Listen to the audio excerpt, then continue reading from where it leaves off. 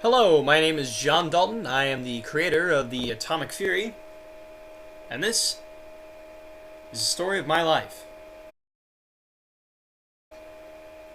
I was born into a Quaker family on September 6, 1766. I had two siblings, and my brother Jonathan and I were both colorblind. My dad, Joseph Dalton, was a handloom weaver, so we never had very much money. As a child, I longed for formal education, but because we couldn't afford it, I attended the nearest school, Pardshaw Hall. There, I had a basic education in arithmetic, reading, and writing, but I always had an affinity for mathematics. And when I was only 12 years old, I started teaching at Pardshaw. For a short time, when I was 14, I worked as a farmhand, but eventually went back to teaching. This time, though, it was at a Quaker boarding school in Kendal that my brother and I bought.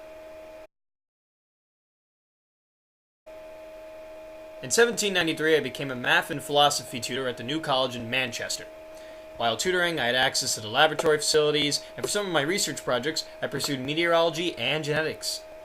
I kept logs of the weather, and along with my other research, my findings were published into my first book, Meteorological Findings, within my first year at Manchester. I also researched color blindness because both my brother and I were affected by the condition, as I've already said, and since it affected both of us, I theorized that it was hereditary. My experiments in this led to a better understanding of genetics and red-green color blindness.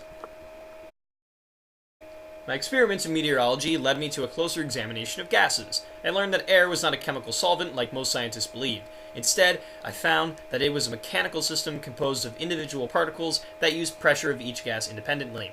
My experiments on gases led to my law of partial pressures. My law said that the total pressure was equal to the pressures of all gases being used, but this law was referring more to ideal gases rather than real ones. My obsession with gases led me to my declaration that all forms of matter were made up of small individual particles. The name atom came from a more abstract theory of matter created by the Greek philosopher Democritus of Abdera. Then, in 1803, I created the first chart of atomic weights.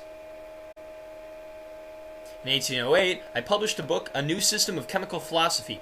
In this book, I talked about how different atoms could be distinguished by atomic weights. I also exposed that atoms could not be created or destroyed. This was actually the first book to speak about atoms in terms of measurement.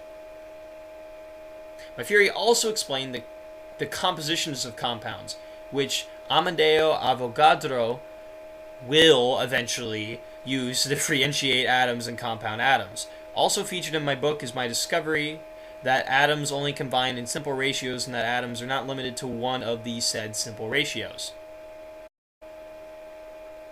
Then, in 1810, I published an appendix to A New System of Chemical Philosophy and included an elaboration on my atomic theory. I had worked out that all the atoms of the same element are the same weight and size. Likewise, atoms of different elements were not the same size nor weight.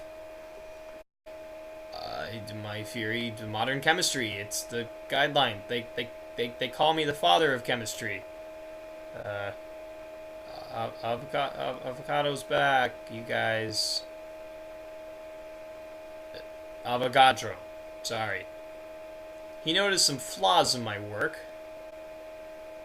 And there were a lot of people that didn't like that. Then there was J.J. Thomson, who also followed up with Avogadro and saw some similar flaws. He was able to discover that atoms were not the smallest particle as I had thought, but that there were also protons, neutrons, and electrons. And he actually kind of invented the whole idea of an electron in the first place. And then Rutherford presented the idea of a small, dense core in the atom called the nucleus, and he theorized that the rest of the atom is filled with empty space. Thanks for watching. And, yeah. There you go. This video is now all done. A boom doom. I did that wrong. I did the drum. We're just gonna cut it here. Thanks, everybody.